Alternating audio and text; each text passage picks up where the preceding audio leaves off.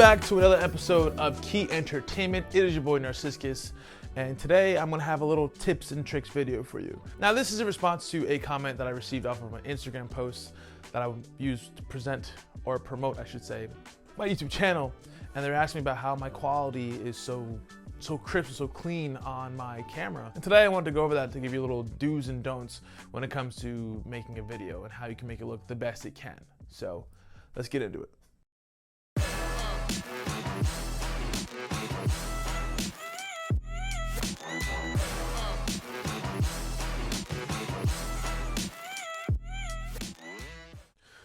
Okay, I'm not gonna lie to you. I lost so much footage that I thought I was shooting and sound that I thought I recorded in my first part of this video, in the intro, that here I am like 6 hours later having to redo it because as I was trying to put it all together when I had time to do it, I realized I was missing a bunch of stuff and nothing was making sense in order of events. So I'm gonna do it again, a little more expedited version, if not maybe a little more detailed, because there was some stuff that I missed and left out, so we'll just figure it out and go from there. So yeah, the do's and don'ts for a good camera setup. Here we go. So the first thing that you should do is that you should be shooting with the best piece of equipment that you have available to use. So if you have a smartphone, use your smartphone. If you have an actual camera, I personally say to use the camera over the smartphone. Even though smartphones have come a long way, they're still not as quite efficient as an actual camera. And once you get a camera, obviously it comes down to the type of camera you have and also lenses, because they play a huge part in what you do. Now for the second most important thing is going to be your lighting. Your lighting setup can make or break your video tenfold. I mean, honestly, if I was to take all these lights off right here, right? And just go with the one light that I have in this room, you can't see me that well. And I know I'm dark, but like you still can't see me. And I can go on my camera settings, right? I can sit there and I can do this. I can turn on my ISO. We'll go up from 250, we'll go to 1600.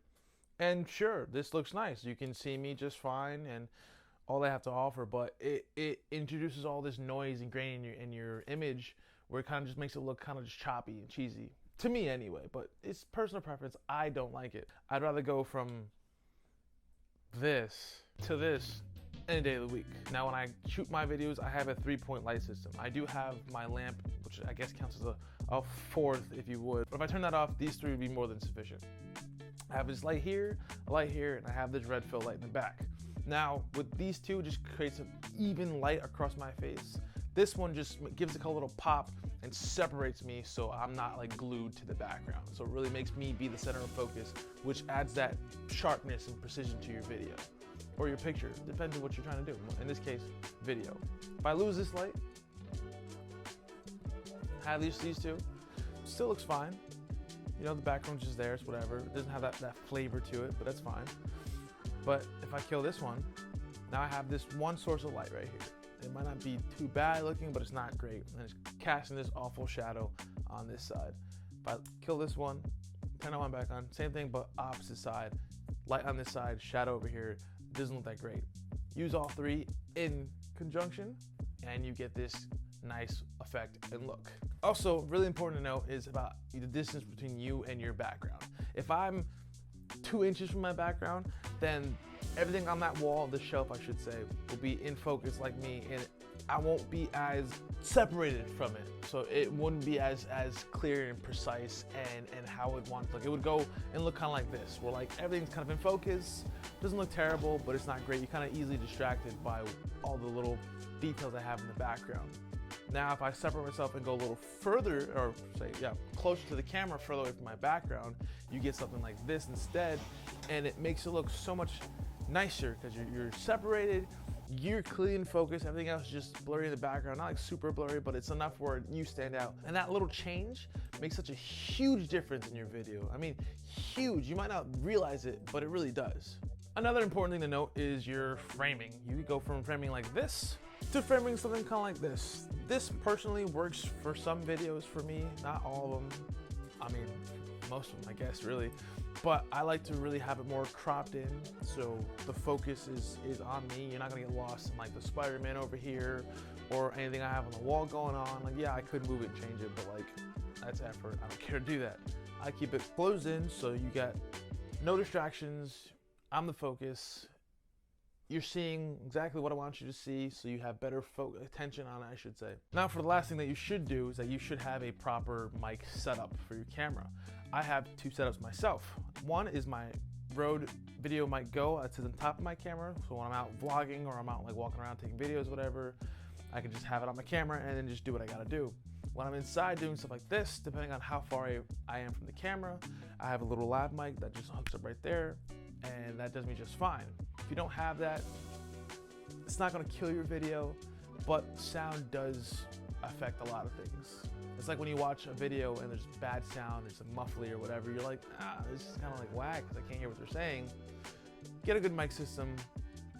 It may not seem like it's that big of a deal, but when you're watching a video as a part of the whole thing, it really adds an effect to it. Like if I was to play this video back with like crappy audio, you'd be like, dude, this doesn't match, this doesn't make any sense.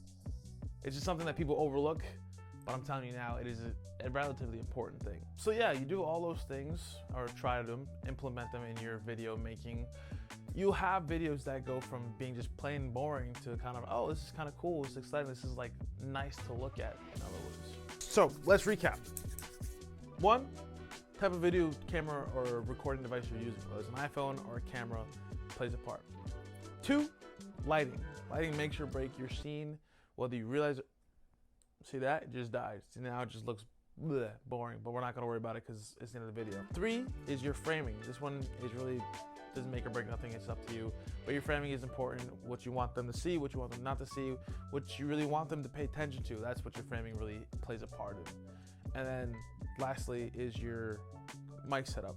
Your sound quality plays a part. It might be a small part, but that small part is part of the whole thing, and it really matters. But yeah, that's all I got for you guys for tonight. I hope this video provided some useful information that you can apply to your future videos, because this channel is not only a channel for entertainment, it is for information as well. Anything that I know, I want to teach you guys, and honestly, what you know, you can teach me too, because this is all about learning and growing together out here, right? On that note, everybody have a good night, stay safe. I'll catch you on the next video. Peace.